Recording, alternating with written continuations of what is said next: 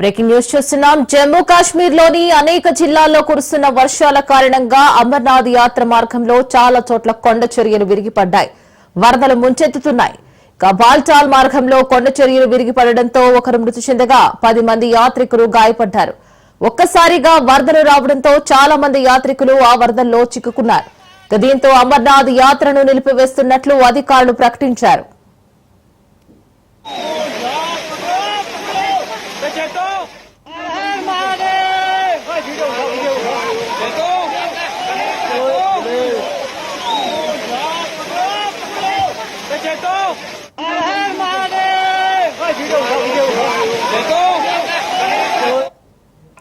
జమ్మూ కాశ్మీర్ లోని అనేక జిల్లాల్లో కురుస్తున్న వర్షాల కారణంగా అమర్నాథ్ యాత్ర మార్గంలో చాలా చోట్ల కొండ చర్యలు విరిగిపడ్డాయి.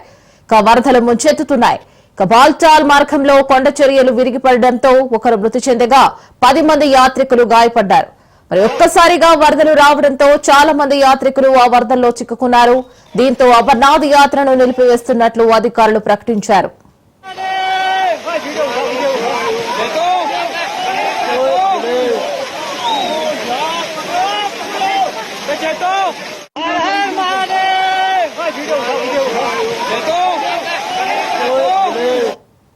దీనికి సంబంధించి పూర్తి డీటెయిల్స్ మా ప్రతినిధి సైదులు అందిస్తారు. సైదులు, ఇక్కడ అమర్నాథ్ యాత్రకి ముందు ఇక్కడ వెదర్ రిపోర్టర్స్ ఎవరైనా ఉంటారో ఈ వరదలు వస్తున్నాయి లేదా భారీ వర్షాలు ఉన్నాయని సూచనలు గానీ ఎవరు ఇవ్వలేదంటారు అక్కడ? రీనా, ఉత్తర భారతదేశంలో పలు రాష్ట్రాల్లో భారీ వర్షాలు కురుస్తున్న నేపథ్యంలో దీంతో ఆకస్మిక వరదలు సంభవించి జనజీవనం అస్తవ్యస్తంగా మారింది. పలు ప్రాంతాల్లో కొండ చర్యలు ఇరిగిపడుతున్నాయి. భారీ వరదల కారణంగా అమర్నాథ్ యాత్ర మార్గంలో కొండ చర్యలు ఇరిగిపడ్డాయి. ఈ ఘటనలో ఒకరి మృతి చెందగా 10 మందికి గాయాలయ్యాయి. దీంతో అధికారులు తాత్కాలికంగా అమర్నాథ్ యాత్రను నిలిపివేశారు. యాత్రికుల భద్రత కోసం ముందస్తు చర్యగా యాత్రను నిలిపివేస్తున్నట్టు కూడా అధికారికంగా తెలిపారు. జమ్మూ కాశ్మీర్ లోని పవిత్ర అమర్నాథ్ యాత్ర ఈ నెల 3వ తేదీన ప్రారంభమైన సంగతి అందరికీ తెలిసిన విషయమే. 3800 మీటర్ల ఎత్తులో ఉన్నటువంటి అమర్నాథ్ క్షేత్రాన్ని సందర్శించి సహజ సిద్ధంగా ఏర్పడిన మంచు లింగాన్ని దర్శించుకోవాలని ప్రతి హిందువు కోరుకుంటారు. ఆగస్టు 19న ఈ యొక్క అమర్నాథ్ యాత్ర ముగుస్తుంది. గత ఏడాది 4,05,000 మంది యాత్రికులు అమర్నాథ్ లోని మంచులింగాన్ని దర్శించుకొని సాధన చేశారు. సో ఈ రోజు జమ్మూ కాశ్మీర్ లో భారీ వర్షాలు కురుస్తున్న నేపథ్యంలో ఈ యొక్క యాత్రకు పూర్తిగా అడ్డంకులు ఏర్పడుతున్నాయని చెప్పేసి అధికారులు గుర్తించి ఈ కొండ చర్యలు ఇరిగిపడుతున్నాయని చెప్పేసి వెంటనే ఈ యొక్క యాత్రను ఆపేస్తున్నట్టు కూడా వాళ్ళు ప్రకటన చేశారు. Right Saidulu, thank you for the update.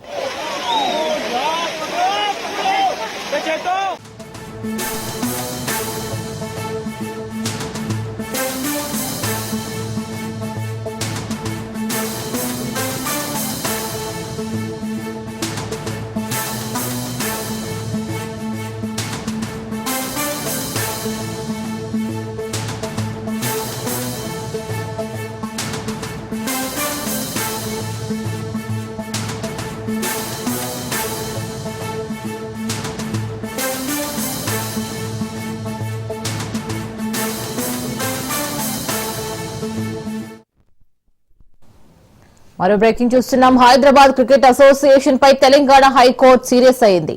తాము ఆదేశాలను పట్టించుకోకపోవడంపై న్యాయస్థానం ఆగ్రహం వ్యక్తం చేసింది. ఆదేశాలు ఇచ్చినా డబ్బులు ఎందుకు చెల్లించడం లేదో నేరుగా హాజరై వివరణ ఇవ్వాలని హెచ్సీఏ కార్యదర్శి దేవరాజ్ సీఈఓ సునీల్ బోస్ ను ఆదేశించింది. తదుపరి విచారణను రేపటికి వాయిదా వేసింది.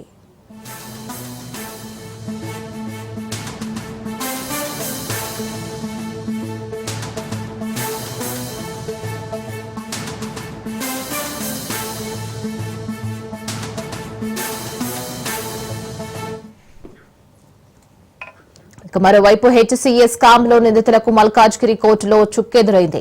నిందితులు దాఖలు చేసిన బెయిల్ పిటిషన్ ను కోర్టు కొట్టివేసింది. అటు సిఐడి కోరిన కస్టడీకి కోర్టు అనుమతినిచ్చింది.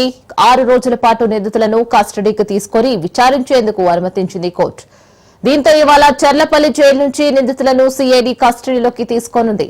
A1 గా జగన్మోహన్ రావు, A3 శ్రీనివాసరావు, A4 గా సునీల్, A5 రాజేంద్ర యాదవ్, A6 కవితలను అదుపులోకి తీసుకోనుంది. అటు ఏటు దేవరాజు ఇంకా పరారీలో ఉన్నారు.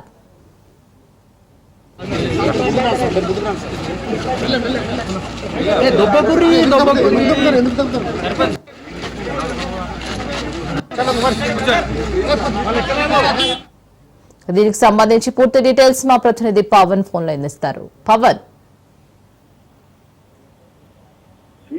సిఐడి కస్టడీకి కోర్టు కూడా అనుమతించిన నేపథ్యంలో ఆ రోజుల పాటు కూడా కస్టడీకి సిఐడి పోలీసులు కస్టడీలోకి తీసుకొని విచారించనున్నారు. ముఖ్యంగా చూస్తే ఎస్సీఏ అక్రమాలకు సంబంధించి అధ్యక్షుడు జగన్మోహన్ రావుతో పాటు మరో నలుగురికి సంబంధించి కూడా పూర్తిగా కస్టడీలోకి ఇచ్చింది. అయితే ఇందులో చూస్తే మాత్రం ప్రధానంగా ఈ రోజు సెంచర్ కూడా జైలు నుంచి కూడా వీరిని అదుపులోకి తీసుకుంటారు, కస్టడీలోకి తీసుకుంటారు.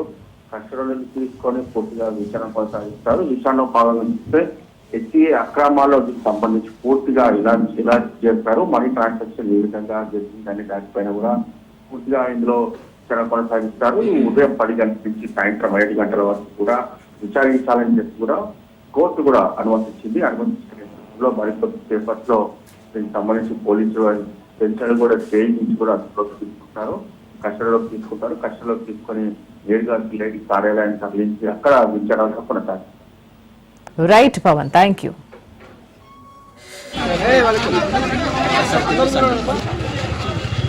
తాడిపత్రి మాజీ ఎమ్మెల్యే కేతిరెడ్డి పెద్దారెడ్డిని తాడిపత్రిలోనికి రానివ్వలేదంటూ జగన్ చేసిన వ్యాఖ్యలను జేసీ ప్రభాకర్ రెడ్డి ఖండించారు. వైసీపీ అధికారంలో ఉన్నప్పుడు కేతిరెడ్డి పెద్దారెడ్డి టీడీపీ నాయకులను ఇబ్బంది పెట్టారని అన్నారు. పెద్దారెడ్డి విషయంలో ఎంత దూరమైనా వెళతానని, తనతో ఫ్యాక్షన్ చేస్తానని సవాల్ విసిరిన వ్యక్తిని తాడిపత్రిలోకి రానిచ్చే ప్రసక్తే లేదని అన్నారు. పెద్దారెడ్డి తాడిపత్రికి వస్తే ప్రజలే కొడతారని, మహిళలపై నాన్ బెయిలబుల్ కేసులు పెట్టి జైలుకు పంపిన చరిత్ర పెద్దారెడ్డిది అని అన్నారు.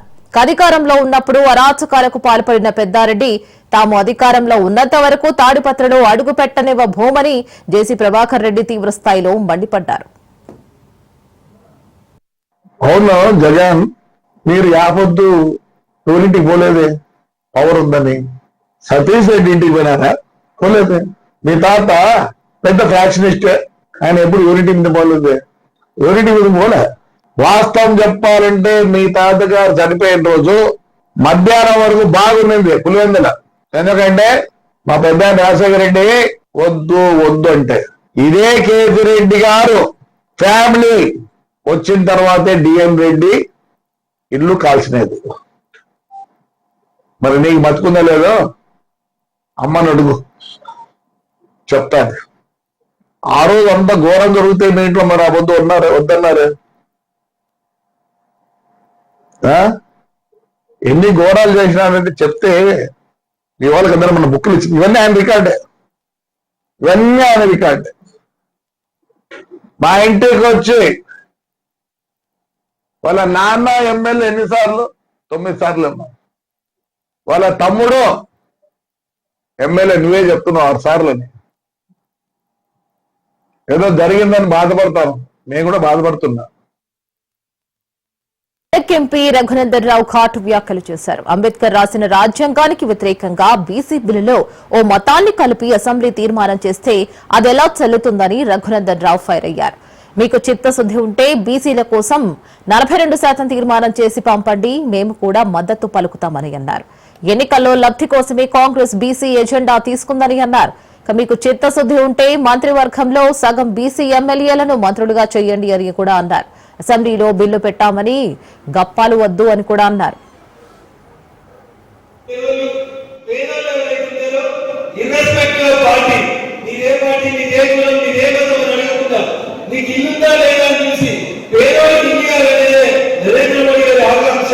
ఈ దేశంలో ఇల్లు లేనటువంటి వ్యక్తులు ఎవరు ఉండకూడదనేది దురాత్మని కోరిక. కాబట్టి ఏ రాష్ట్రం ఎన్నికలు అడిగితే నిజాయితీగా పన్నెండు ఇస్తా ఉన్నాం, ఆ అడ్డు అభివృద్ధికి సహకరిస్తా ఉన్నాం. కాబట్టి ఈ రాష్ట్ర ముఖ్యమంత్రి గారు కూడా ఎంపీలందరూ కూడా గరీబులకు ఇల్లు కొంత శాతాన్ని కేటాయించాలని చెప్పినట్టు వేదిక నుంచి ఈ రాష్ట్ర ముఖ్యమంత్రి వేదిక స్పష్టంగా డిమాండ్ చేస్తా ఉన్నా. నేను భాస్కర్ గారిని అడిగిన, అందరికి ఇంకా ముఖ్యమంత్రి ఇల్లు కట్టింది కదా, మీ గజవేళ్ళకి ఇల్లు రావాలంటే భాస్కర్ ఏం చెప్పిందంటే, మల్లన్న సాగర్లో ఎవరినైతే ఊళ్ళు వేసిపోయి మునిగిపోయిందో వాళ్ళ కోసం కట్టిన ముఖ్యమంత్రి ఇల్లు తప్పితే గజవేలు గరీబులకి దాని కూడా ఒక్క ఇల్లు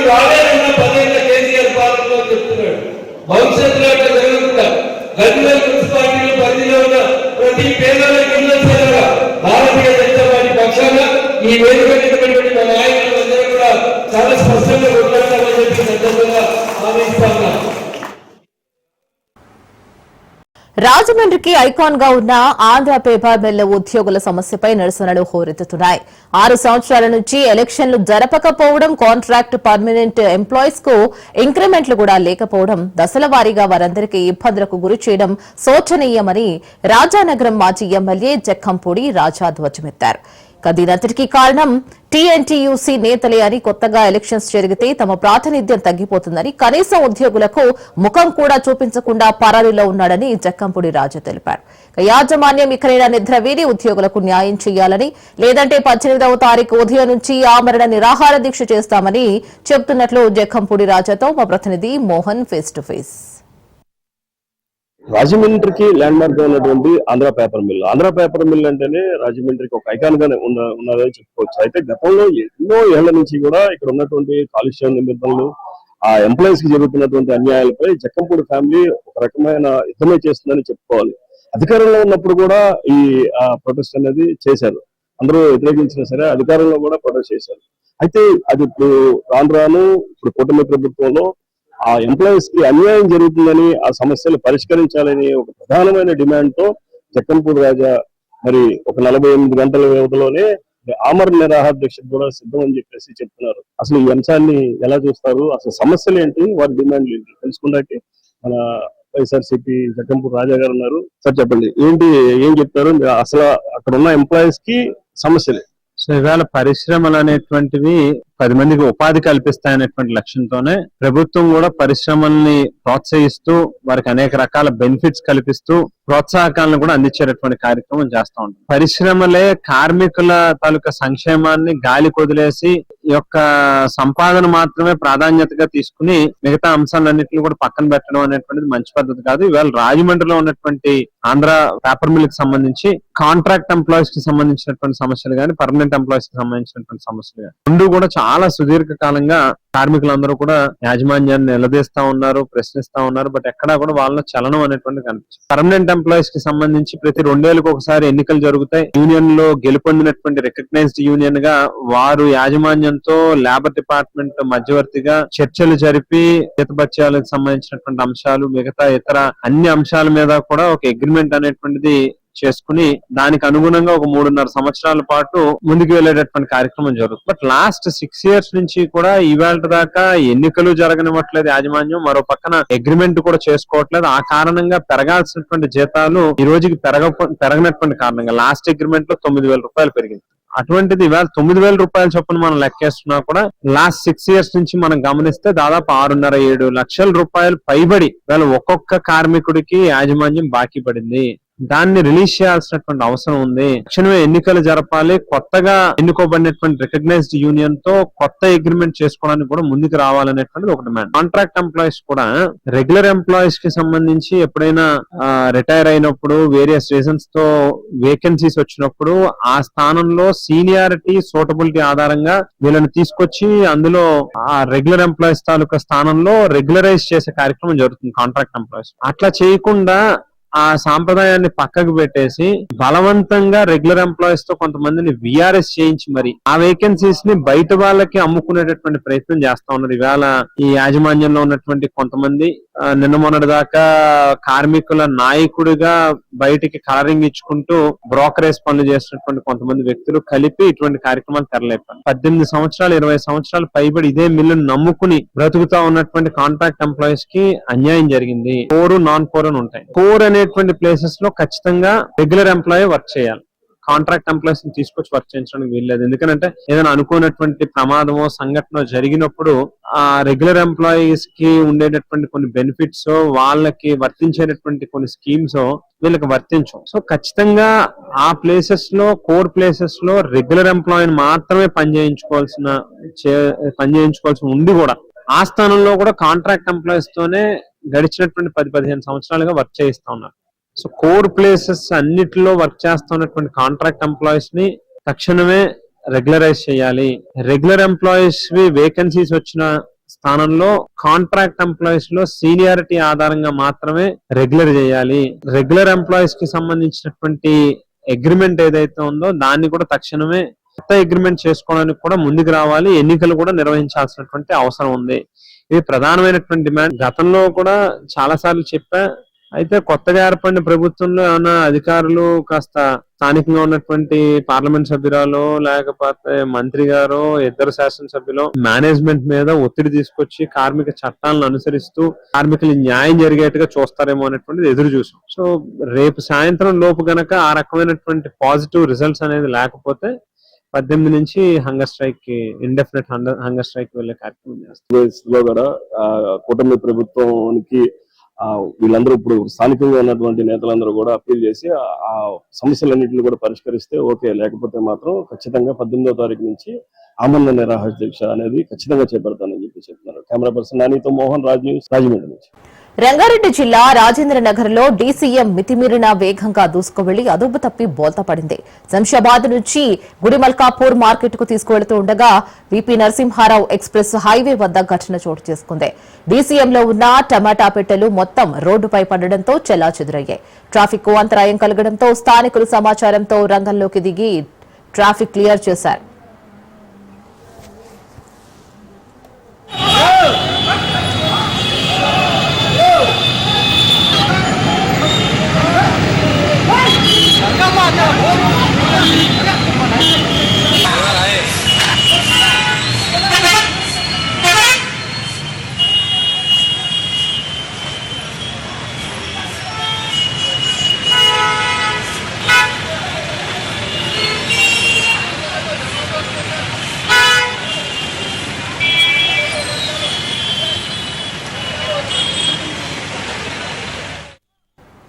రంగారెడ్డి జిల్లా రాజేంద్ర నగర్ లో డీసీఎం మితిమీరిన వేగంగా దూసుకువెళ్లి అదుపు తప్పి బోల్తా పడింది.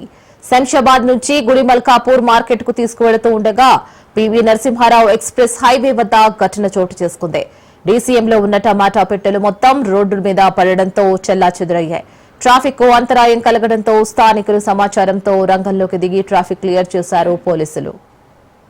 సూర్యాపేట జిల్లా నడిగూడెం కస్తూర్బా గాంధీ పాఠశాలను విద్యార్థులు విడుతున్నారు. 10th క్లాస్ విద్యార్థిని ఆత్మహత్య చేసుకోవడంతో విద్యార్థులు భయాందోళనకు గురవుతున్నారు. దీంతో పాఠశాల తరగతులు లేకున్నా సరేనంటూ స్కూల్ ని వీడి ఇంటికి వెళుతున్నారు. దీంతో స్కూల్ వద్దకు చేరుకున్న తల్లిదండ్రులు విద్యార్థినిలను వారి వారి ఇళ్లకు తీసుకువెళుతున్నారు.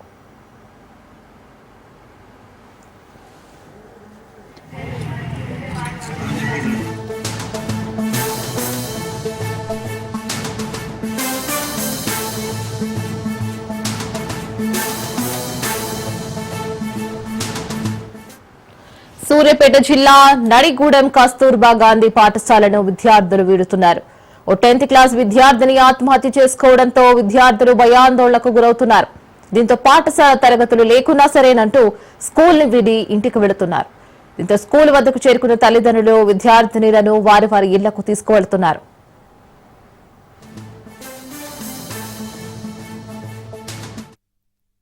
రాంపురంకి వాడ దగ్గర ఇక పిల్లగాలని తీసపోవడానికి 2 రోజులు ఇంటి దగ్గర నుంచి మళ్ళీ వాళ్ళని తీసపోదాని వచ్చింది. ఎందుకు అంటే మొన్న కొద్దిగా అమ్మాయి చనిపోయింది కదా, నాకు పిల్లలు భయపడతారేమని తోలపోదాని వచ్చింది. ఫస్ట్ నైట్ కొద్దిగా తీసపోయారు పిల్లగాలని. ఉన్న పిల్లగాలని పొద్దున వస్తే ఉన్ని మంచిగా ఉన్నారు ఉన్ని అని అన్నారు. 2 రోజుల నుంచి కొంత వాళ్తామంటే శనివారం రాండి తీసపోదురు అన్నారు. ఈ లోపల సార్లు గట్రా మాట్లాడి ఉన్న పిల్లలను కూడా బోనియాను ఒకేసారి వస్తారులే అన్నారు. ఈ మేడాలు కూడా సార్లే అని చేసింది. ఇంకా వికారాబాద్ జిల్లాలో గంజాయి చాక్లెట్లు కలకలం రేపాయి. తాండూరు పట్టణంలో డ్రగ్స్ కలిపిన చాక్లెట్లు అమ్ముతున్న వ్యక్తిని టాస్క్ ఫోర్స్ పోలీసులు పట్టుకున్నారు. సాయినగర్ లోని నంబర్ 1 స్కూల్ సమీపంలో ఒక వ్యక్తి నుంచి 45 గంజాయి చాక్లెట్లను స్వాధీనం చేసుకున్నారు. నిందితుడిని ఉత్తరప్రదేశ్ నివాసి వినేష్ నాయక్ గా గుర్తించారు. అతను తన స్నేహితులను కలవడానికి కర్ణాటకలోని సేడం నుంచి తాండూరుకు వచ్చాడని తెలుస్తోంది. అతను మాదక ద్రవ్యాలతో కూడిన తినదగిన పదార్థాల అక్రమ పంపిణీలో పాల్గొన్నట్లు పోలీసులు అనుమానిస్తున్నారు.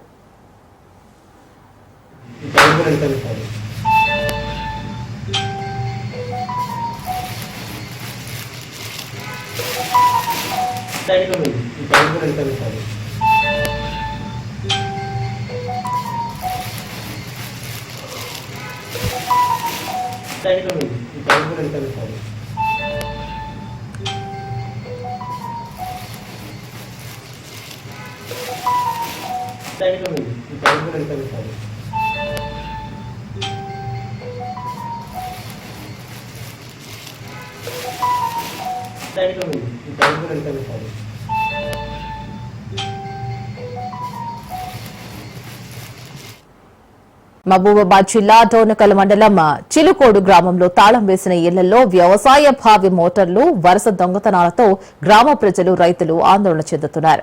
2 రోజుల వరుసగా 3 ఇళ్లలో చోరీకి పాల్పడ్డారు నిందితులు.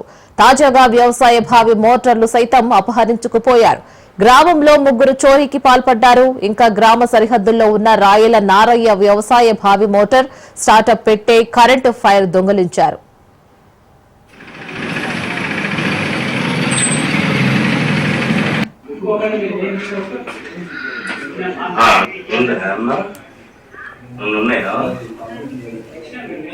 ఏంటి లొకేషన్ పెట్టినా సార్